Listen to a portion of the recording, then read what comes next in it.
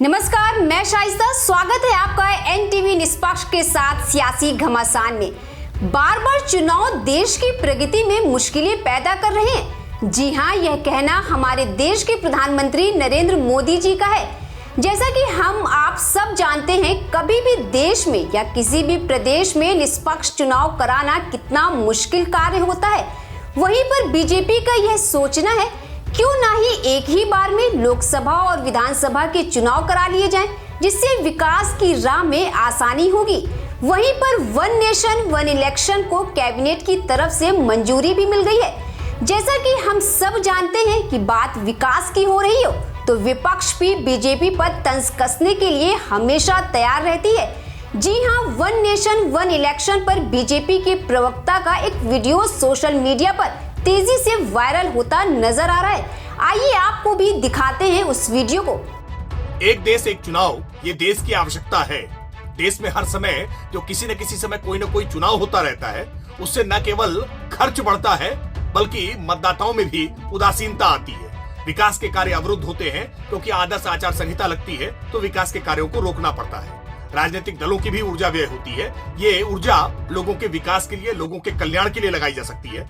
Law commission की report भी यही कहती है और इस वन नेशन वन इलेक्शन को लेकर के जो रामनाथ कोविंद जी की अध्यक्षता में एक आयोग बना था, उसने भी अपनी रिपोर्ट इसी संदर्भ में दी है। सभी राजनीतिक दलों में, अधिकांश राजनीतिक दलों का मत भी इसके पक्ष में है, लेकिन जो लोग भी इसका विरोध कर रहे हैं वो तथ्यात्मक आधार उनका नहीं है। वो केवल भाजपा ने निर्णय किया है इसलिए इसका विरोध करने का काम कर रहे हैं, जबकि ये भारत के हित में है। ये भाजपा के हित का मसला नहीं, ये भारत के हित का मसला है।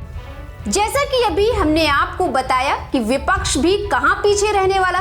जी हां, हम बात कर रहे हैं कांग्रेस और सपा की वन नेशन वन इलेक्शन पर सियासी तंज कसने की, जहां पर सपा प्रवक्ता फखरुल हसन का कहना है कि बीजेपी चुनाव से भागने का बहाना ढूंढ रही है। वहीं पर कांग्रेस के प्रवक्ता ने भी अपनी प्रतिक्रिया देते हुए कहा कि भाजपा की संविधान बदलने की ये नीति खत्म नहीं हुई। देखिए, केंद्र की भारतीय जनता पार्टी की सरकार भली भांति इस बात को जानती है कि जहां जहां भी भाजपा की सरकारें हैं, वहां जब भी चुनाव होंगे भाजपा पूरी तरह से साफ हो जाएगी। इसलिए भाजपा चुनाव से भागना चाहती है। भारतीय जनता पार्टी की जहां जहां सरकारें हैं, उन सरकारों की आयु बढ़ाना चाहती है। ये वही भारतीय जनता पार्टी है जो नोटबंदी के बड़े बड़े फायदे गिना रही थी। ये वही भारतीय जनता पार्टी जो किसानों के खिलाफ काले कानून लाई थी, फिर उन काले कानूनों के बड़े बड़े फायदे बता रही थी। ये वही भारतीय जनता पार्टी है जो अग्निवीर जैसी योजना लेके आई है, उसके बड़े बड़े फायदे बता रही है। तो उत्तर प्रदेश की जनता, पीडीए परिवार, वो उत्तर प्रदेश में समय से चुनाव चाहता है। पीडीए अपना हक चाहता है और वन नेशन वन इलेक्शन पे जब कोई ड्राफ्ट सामने आएगा तो समाजवादी पार्टी आगे प्रतिक्रिया जरूर देगी। कि भारतीय जनता पार्टी की जो संविधान बदलने की सोच थी, बार बार वो मंशा निकलकर सामने आती है कि उनकी अभी भी संविधान बदलने की जो भावना थी वो बदली नहीं। पहले 400 सीटों का नारा लाकर संविधान बदलने की बात कर रहे थे, अब लोगों के अधिकारों को समाप्त करके संविधान को समाप्त करना चाहते हैं। संविधान की जो आत्मा है, इस देश के लोगों को जो अधिकार संविधान के अंदर प्रदत्त है, मिले हैं, वोटिंग राइट, उसे समाप्त करना चाहते हैं। उसके साथ में जो राज्य के अधिकार, जो राज्य और केंद्र के अधिकारों के बीच में संतुलन है, जो संविधान में व्यवस्था है, उसे समाप्त करना चाहते हैं। और इस देश में चुनाव तो हमेशा 5 साल पर होते हैं, तो वन नेशन वन इलेक्शन का क्या मतलब? मध्यावधि यदि चुनाव कहीं पर होते हैं, विधानसभा अगर बीच में कार्यकाल बिना पूरा किए भंग होती है तो उसके लिए क्या प्रावधान होंगे? क्या लोगों के जो जनादेश है उसको नहीं लिया जाएगा? ये भारतीय जनता पार्टी की असंवैधानिक, संविधान विरोधी सोच है। और इस बिल को लाने से पहले क्या नीतीश कुमार जी चंद्रबाबू नायडू जी से पूछा है, या ये कानून भी उसी तरीके से वापस होंगे जैसे 3 काले कानून वापस हुए थे जो किसानों पर थोपे गए थे, और तमाम कानून वापस हुए?